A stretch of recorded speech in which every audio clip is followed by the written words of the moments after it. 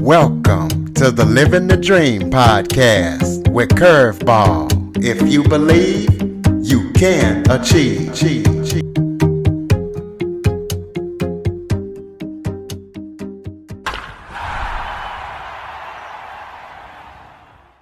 Welcome to the Living the Dream with Curveball podcast, a show where I interview guests that teach, motivate, and inspire.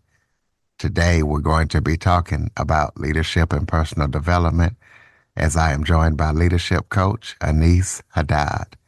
Aneace has 15 years of experience in coaching and working with people from multinational companies, and he focuses on personal growth and culture change and stuff like that. So, going to be talking to him about everything that he's up to and the experience that he has all across the world. So, Aneace, thank you so much for joining me today. Thank you, Curtis. Wonderful to meet you. Why don't you start off by telling everybody a little bit about yourself? Okay, so your introduction makes me flatteringly young, with 15 years of experience in coaching. Before that, I had around 30 years, almost 30 years in the tech space. Built a payment software company in France, grew it to 30 countries, sold it in 2007, just before the global financial crisis when I was 47, and proceeded to have a midlife crisis at that time. Went through a divorce, moved to Singapore. I had a very big team already in Singapore at the time, so I was traveling here a lot, and then discovered, so I was a techie originally, and then I discovered I liked people more than computers. I was more proud of people that worked for me who went on to become CEOs, CTOs, CFOs of other companies. More proud of that than the technology we created, the patents we filed. So that was very transformative for me. And it took me into executive coaching, leadership facilitation. Today, I work exclusively with C-suite teams over 40, so the top executives in the company. Originally from the US, but I left some 40 plus years ago. So yeah, I live in a very international world. So what made you want to be a leadership coach and not only just a leadership coach, but work with like international companies? Well, there's a lot to unpack there. The international side is because I've been mixed culture since childhood. I was born in Austin, Texas. My mother's family is from Texas and Oklahoma. My father is from Iraq. He came over for his PhD work in Texas, where he met my mom. But by the time I was 21, I had spent half my life in the US and then half overseas, already spoke French fluently. So I've lived my whole life in a very mixed kind of a world, which today matches a lot of multinational corporations. The top teams of large international companies tend to be extremely mixed. I have two grown daughters in the US. My son is French. But he lives in Brisbane. My wife is Australian. I have two teenage stepchildren. One of them came to Singapore when she was 3 months old, and the other one was born in Singapore. So it's an extremely mixed environment, which kind of reflects the multinational leadership that I encounter.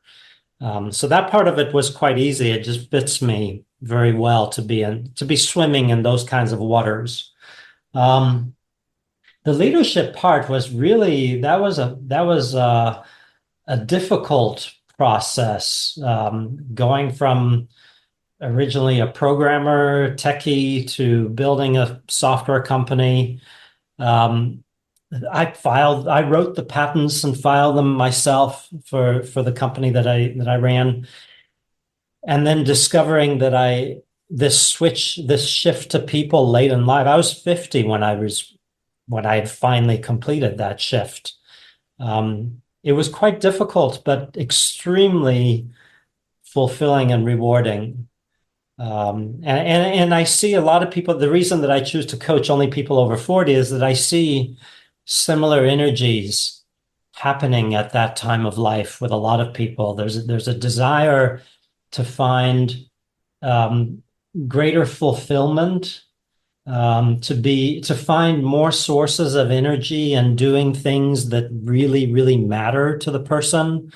So I love that. I love that process.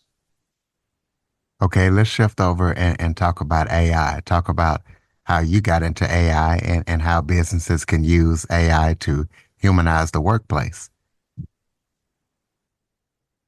Okay. So I'm not a specialist in AI. I use it like you do, like lots of people do. I think the main area, so beyond the practical stuff, I use ChatGPT all the time, and there's all kinds of AI that's coming up in our lives.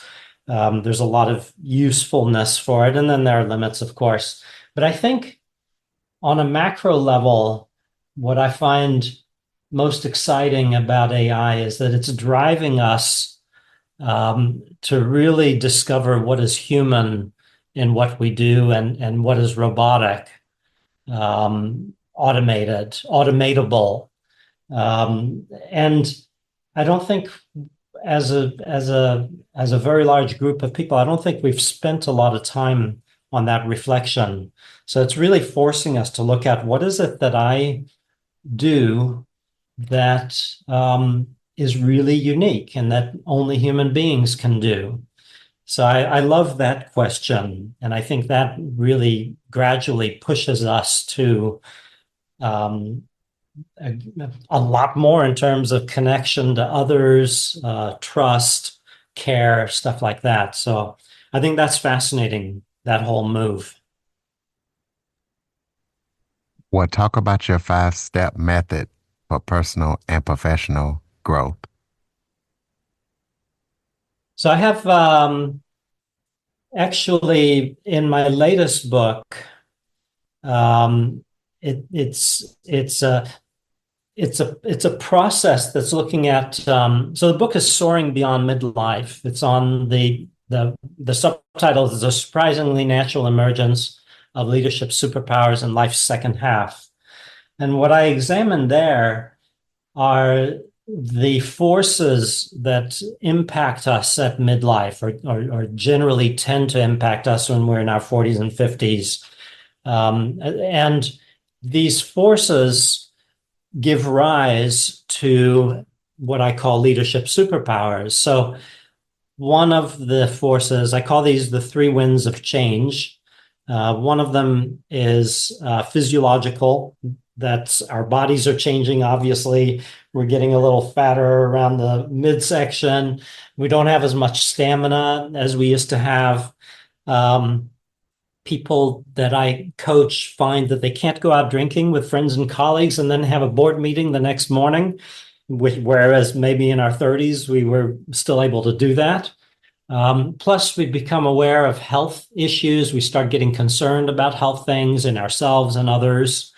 And at the same time, we start to grapple with this growing awareness that we could be living another 3, 4, 5 decades beyond what was traditionally retirement age, and we very likely would be active for quite a while, professionally active for quite a while beyond that.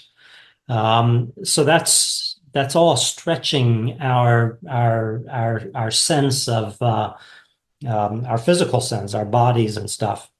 The second wind of change is neurological. So our brains are changing.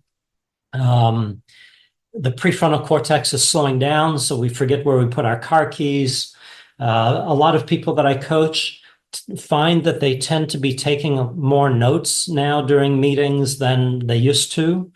I remember when I was running my company, I'd go into meetings with customers and I wouldn't be taking any notes at all. It was all very well registered in my mind. And then I'd go out and then debrief with my colleagues and we'd move from there. Now I have to take detailed notes of pretty much everything I do.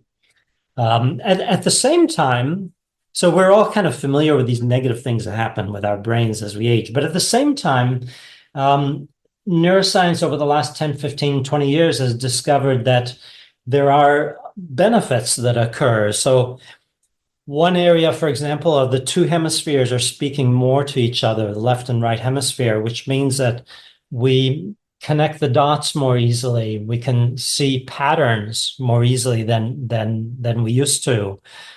So it contributes to a bigger level of thinking, a higher level of strategic thinking.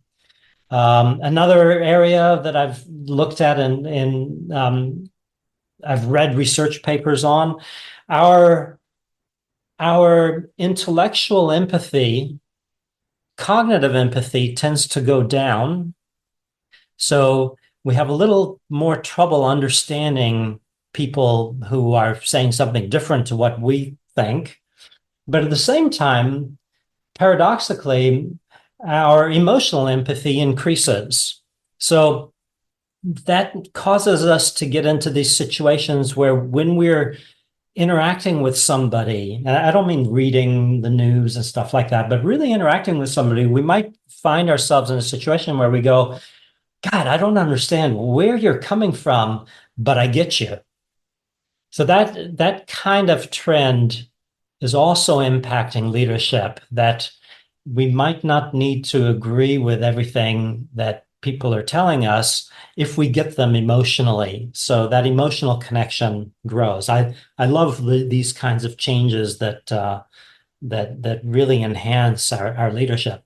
And the third area is parental. This is a gross generalization, but people at this age and stage, the C-suite executives of top companies in their 40s and 50s, often have children, and oftentimes their children are growing up and about to leave home. So that forces us to grapple with what is our value as parents? How do we motivate kids so we can't motivate anymore through KPI stuff that feels a lot like the management that we used to do in our 30s. If you do this, this will happen. If you don't do this, this will happen. And now we need to shift and find ways to be parents without telling people what to do. So that forces us to learn to be inspiring, empowering, and it matches very closely, I've found, to people's leadership journeys.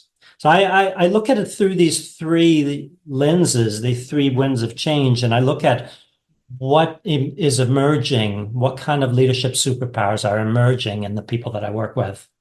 So it's less a to-do list of what to do. It's more a process of looking inwardly and being aware of these changes and being aware of how they're impacting me. Does that make sense? Yeah, that makes perfect sense. So kind of explain to the listeners what it's like, how it's different dealing with business in the U.S. versus on the international level. So I would frame that in terms of dealing with a company that is has a purely mononational culture versus a company that has a multinational culture.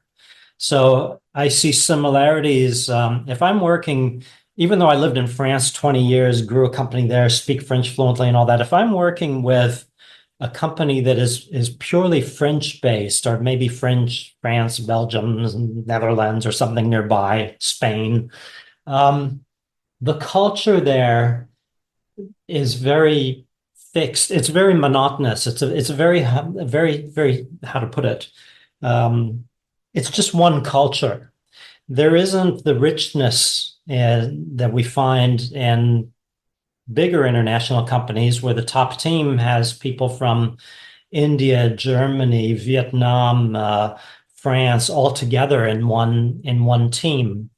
So it's kind of in the direction of diversity. It's kind of forced diversity in those environments because they need these people from different cultures so that they can operate properly. So I love that process, and I see that whether it's a U.S. company or a French company or German company, whatever, if it's monocultural and their clients and their partners and all that are all in one culture, it doesn't have that diversity that I'm used to. Okay, well, you kind of touched on your book, so let the listeners know about your writings and what we can expect when we read them. So my books, this is the second. Well, I wrote two books 25 years ago in the payment space, but I've just finished my second book um, over the first one was 2 years ago. That was called The Eagle That Drank Hummingbird Nectar, a CEO's Tale of Midlife Rejuvenation. That was 25% autobiographical about me when I was transforming at 50 after selling my company. It's written as pure fiction. The protagonist is not my name, so it allows me to fictionalize a lot of what I went through so that it can be um, easier to express, and the reader, there's more entertainment involved in it than simply an autobiography of someone you've never heard of. The next book, Soaring Beyond Midlife, was just published mid-June. And the subtitle there is The Surprisingly Natural Emergence of Leadership Superpowers in Life's Second Half, which really unravels a lot of unpacks a lot of what I've been talking about with you. It's a mix. That one is in my voice, but there is a great deal of fiction and poetry.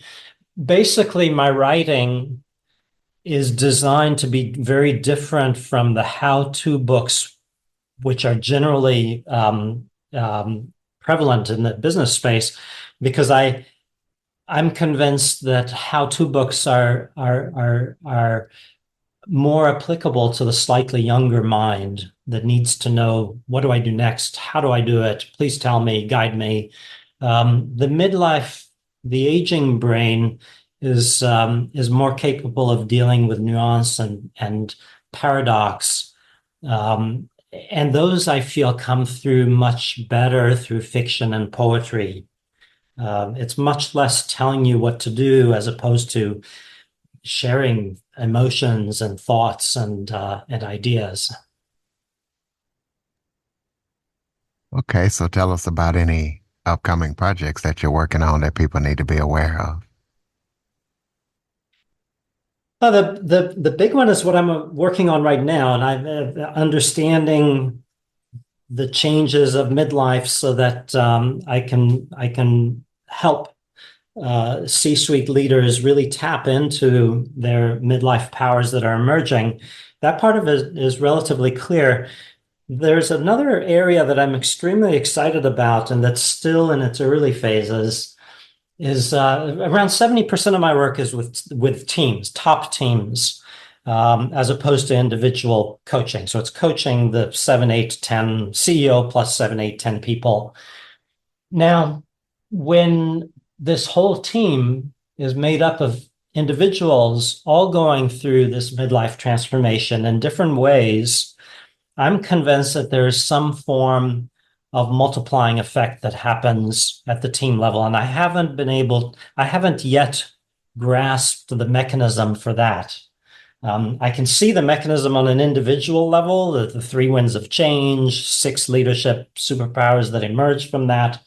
But I'm very intrigued to pursue and better understand how that multiplying effect works and how that can really dramatically give energy to the top team.